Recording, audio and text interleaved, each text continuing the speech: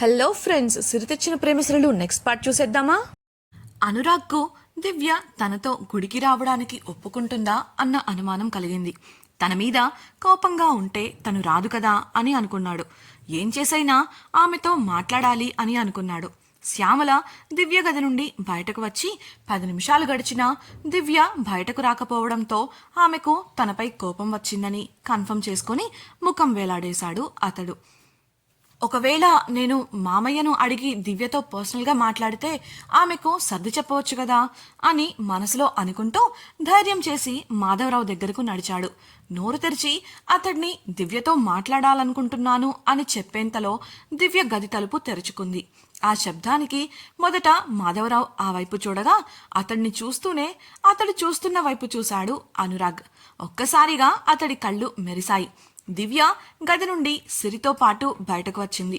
ఆమెను చూసి అందరూ ఒక్క క్షణం మైమరచిపోగా అనురాగ్ చాలా ఆనందించాడు. కారణం, దివ్య అనురాగ్ ఎంపిక చేసిన కుంకుమ రంగు ఎంబ్రాయిడరీ చీరలో అందంగా ఉంది. ఆమె నుండి ఎవ్వరూ చూపు తిప్పుకోలేకుండా ఉన్నారు. కానీ అనురాగ్ ఆనందానికి అది కాదు కారణం. ఆమె మెడలో ఉన్న ఆభరణం, అలానే ఆమె చేతికి ఉన్న బ్రేస్లెట్, అవి రెండూ కూడా ఆమెకు ఇచ్చింది అతడే. ఒకటి పెళ్లి చూపుల రోజున ఎవరికీ తెలియకుండా అందించిందైతే మరొకటి కాసేపటి ముందు కంగారులో ఆమె బెడ్పై పెట్టి ఒక మాట చెప్పేసి వచ్చింది. అనురాగ్ అనుకున్నట్లు దివ్య కోపంలో ఉండుంటే ఆమె అతడు ఇచ్చిన బహుమతిని తెరిచేది కాదు. తెరిచింది అంటే ఆమెకు కోపం రాలేదని అర్థమైంది అతడికి. ఊరటతో పాటు అతడిని సంతోషం కూడా అలుముకుంది. మనోహర్ చెప్పగా అభి అర్నవ్లు వెళ్లి కార్ తీయగా అనురాగ్ పార్వతికి మాట చెప్పి బయటకు వచ్చాడు. అతడి వెనుకే శైలుతో బయటకు వచ్చింది దివ్య. అనురాగ్ గాయం కారణంగా అతడు డ్రైవ్ చేయడానికి మనోహర్ ఒప్పుకోలేదు. అభి డ్రైవింగ్ సీట్లో కూర్చోగా అర్నవ్ ప్యాసింజర్ సీట్లో సెటిల్ అయ్యాడు. ఇక అనురాగ్ దివ్య శైలులకు వెనుక సీట్ తప్ప వేరే దారి లేక అక్కడే కూర్చున్నారు. దివ్య తన పక్కనే కూర్చుంటుంది అన్న ఆశతో ఉన్న అనురాగ్ ఆశలు గాల్లో కలిసిపోయాయి. బామ్మ వారిద్దరి మధ్య శైలును తీసుకువచ్చి కూర్చోపెట్టి జాగ్రత్తలు చెప్పి వెళ్లగా ఓరగా అనురాగ్ ముఖం చూసిన దివ్యకు నవ్వు ఆగలేదు. అతి కష్టంగా పంటి బిగువన నవ్వును ఆపుకుంటూ బామ్మ చెప్పిన జాగ్రత్తలు విన్నది. ఆ తరువాత అందరికీ బాయ్ చెప్పి అక్కడి నుండి బయలుదేరారు వారు. ఇంట్లోకి వెళ్లిన పెద్దవాళ్లంతా కొద్ది రోజుల్లో పెట్టుకున్న పెళ్లి గురించి, చేయవలసిన ఏర్పాట్ల గురించి, పద్ధతుల గురించి మాట్లాడుకుంటూ ఉండిపోయారు.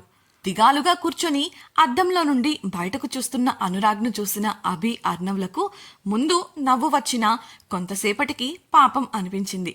అసలే ఉదయం దివ్య దగ్గర అతన్ని అడ్డంగా బుక్ చేశారు.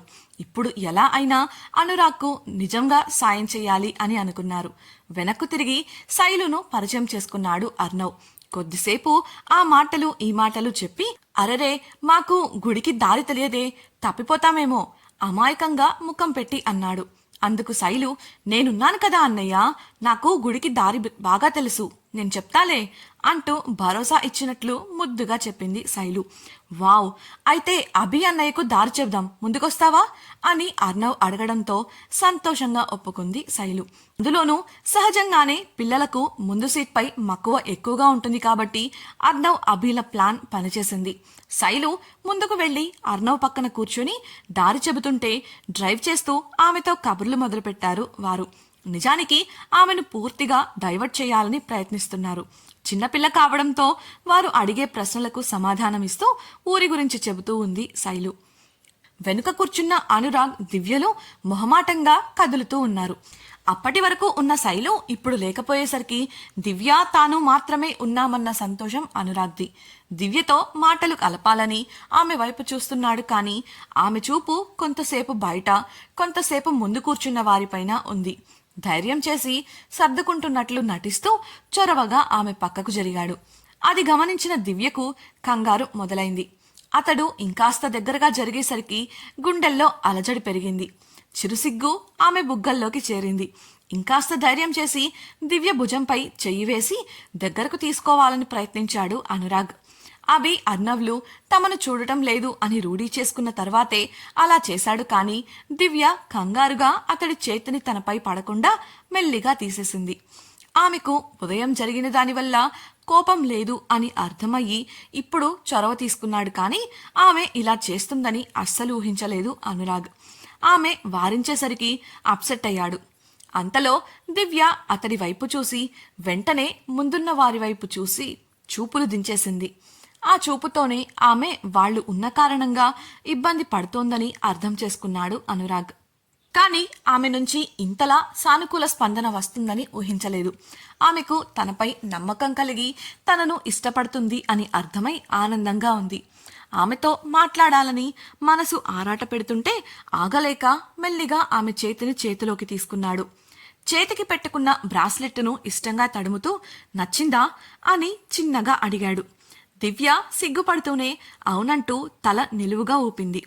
నా మీద కోపం లేదా అని అతడు అడగగా ఎందుకు అన్నట్లు చూశాయి ఆమె కళ్ళు. ఇందాక నీ అనుమతి లేకుండా నీ దగ్గరకొచ్చినందుకు అని అతడు అనగా అంతకుముందు గదిలో జరిగిన సన్నివేశం గుర్తొచ్చి ఆమె సిగ్గుపడింది. సిగ్గుపడుతున్న ఆమెను మురిపెంగా చూసుకున్నాడు అనురాగ్. నేను నీకు నచ్చానా అని అతడు అడగగా చెప్పడానికి సిగ్గు వల్ల మౌనంగా ఉండిపోయింది దివ్య.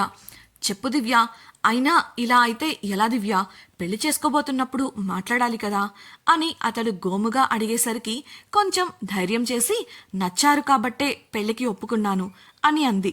ఆ మాట అతడిలో కొత్త ఉత్సాహాన్ని రేకెత్తించగా దివ్య చేతివేళ్లను తన వేళ్లతో ముడిపెట్టాడు అనురాగ్. ఆ పట్టులో అతడి ఉద్వేగం తెలుస్తుంటే అతని వంక ఓరగా చూసింది దివ్య. తననే చూస్తున్న అతడి కళ్లల్లో 1000 విద్యుత్ దీపాల వెలుగులు చూసి తల దించేసింది. అనురాగ్ ముడిపడిన వారి చేతులను తీసుకొని ప్రేమగా ఆమె చేతిపై ముద్దు పెట్టాడు. అతడి పెదవుల స్పర్శకు ఆమె శరీరం కంపించగా బిడియంగా తన చేతిని వెనక్కు లాక్కోబోయింది దివ్య. ఆమె చేతిని అస్సలు వదలకుండా పట్టుకుని ఆమె వంక చూస్తూ కాలం తెలియకుండా గడిపిన వారికి కార్ బ్రేక్ పడి ఆగడంతో ఈ లోకంలోకి రాగా దివ్య గబుక్కున తన చేతిని లాక్కొని సర్దుకొని కూర్చుంది. గుడి రావడంతో అంతా కారు దిగి గుడి లోపలికి నడిచారు. అభి, అర్నవ్లు శైలును తీసుకుని గుడిలోకి వెళ్తూ అర్నవ్ అనురాగ్తో మీరు ప్రదక్షిణలు చేసి వచ్చేయండి బ్రో, మేం గుడిలో ఉంటాం కన్ను కొడుతూ అనడంతో దివ్య కూడా ఆ సైగ చూసి తలదించుకుంది. వారిద్దరికీ సమయం ఇవ్వడానికే వారు ఇలా చేశారని ఆమెకు కూడా అర్థమైంది. ఉదయం కూడా ఆమెతో మాట్లాడాలని అనురాగ్ వచ్చాడు. కానీ అనుకోని సంఘటన వల్ల అతడికి ఆ అవకాశం దొరకలేదు. ఇప్పుడు ఆ అవకాశం దొరకగా మెల్లిగా నడుస్తూ ఇద్దరూ ప్రదక్షిణలు చేయడం మొదలుపెట్టారు. అనురాగ్ దివ్యతో ఎలా అయినా మనసు విప్పి మాట్లాడాలని నిర్ణయించుకున్నాడు. అప్పటికే ఒక ప్రదక్షిణ పూర్తయింది. 2వ ప్రదక్షిణ చేస్తుండగా ధైర్యం చేసి దివ్య, నీతో మాట్లాడాలి, అలా వెళ్ళి మాట్లాడుకుందామా అని అడిగాడు. అందుకు ఒప్పుకుంది దివ్య. గుడి మండపంలో కూర్చొని ఇద్దరూ కొంతసేపు మాట్లాడుకున్నారు. మొదట్లో ఆమె అతడితో నిస్సంకోచంగా మాట్లాడటానికి ఇబ్బంది పడింది. కానీ సమయం గడిచేసరికి కలగలుపుగా ధైర్యంగా తన భావాలను ఆలోచనలు అతడితో పంచుకోగలిగింది. అతడు కూడా ఆమెకు అటువంటి నమ్మకాన్ని కలిగించేలా ప్రవర్తించాడు. కొంతసేపటి తర్వాత వారు వచ్చి సమయం కావడంతో లేచి ప్రదక్షిణలు పూర్తి చేసుకుని దర్శనం ముగించుకుని తిరుగు ప్రయాణమయ్యారు. దివ్యకు ఇప్పుడు మనసు చాలా తేలికగా ఉంది. ఆమె మనసులో ఉన్న ఇంకొన్ని భయాలు తొలగిపోయాయి. అనురాగ్తో జీవితం పంచుకోవడానికి పూర్తి సిద్ధంగా ఉంది. అనురాగ్కు కూడా అభి, అర్నవ్లపై కోపం పోయింది. ఏదైతేనేం చివరికి ఆమెతో మాట్లాడే అవకాశాన్ని కలిగించారు కదా. ఇంటికి చేరుకునేసరికి పెద్దలంతా తర్వాత చేయాల్సిన కార్యక్రమాలపై ఒక నిర్ణయానికి వచ్చేయగా ఆ రోజుటి కార్యక్రమాలన్నీ ముగించుకొని అనురాగ్ వాళ్ళు తిరుగు ప్రయాణమయ్యారు. చిరునవ్వుతో మనస్ఫూర్తిగా అనురాగ్కు గుమ్మంలో నిలబడి వీడ్కోలు పలికింది దివ్య. అతడు తుంటరిగా ఆమెను చూసి కన్నుగొట్టగా సిగ్గుపడుతూ నవ్వుకుంది. అనురాగ్ వాళ్లను పంపేసి వచ్చిన తల్లిదండ్రులతో కలిసి గుమ్మంలోకి నడిచింది. బుజ్జిసిరి ఎత్తుకోమని ఉయ్యాలలో నుండి కేరింతలు కొట్టడంతో సంతోషంగా ఆమెను ఎత్తుకుని బుజ్జగించింది దివ్య. సిరి కూడా దివ్య సంతోషానికి తోడై ఇద్దరూ గలగలా నవ్వుతుంటే వారి నవ్వులతో ఆ ఇల్లు శోభాయమానమైంది. తన ఇంటి వాకిట్లో కూర్చున్న కామాక్షి దగ్గరకు ఒక వ్యక్తి పరుగున వచ్చి ప్రకాష్ విషయం చెప్పాడు. అతన్ని పోలీసులు పట్టుకెళ్లారు అని తెలియగానే భద్రకాళిలా లేచింది కామాక్షి. ఆ దివ్య వల్లే కదా ఇదంతా, దాని అంతు చూస్తా అంటూ చీర చెంగును నడుమున దోపింది. ఇంతకీ కామాక్షి ఏం చేయబోతోంది? తెలుసుకోవాలనుకుంటున్నారా?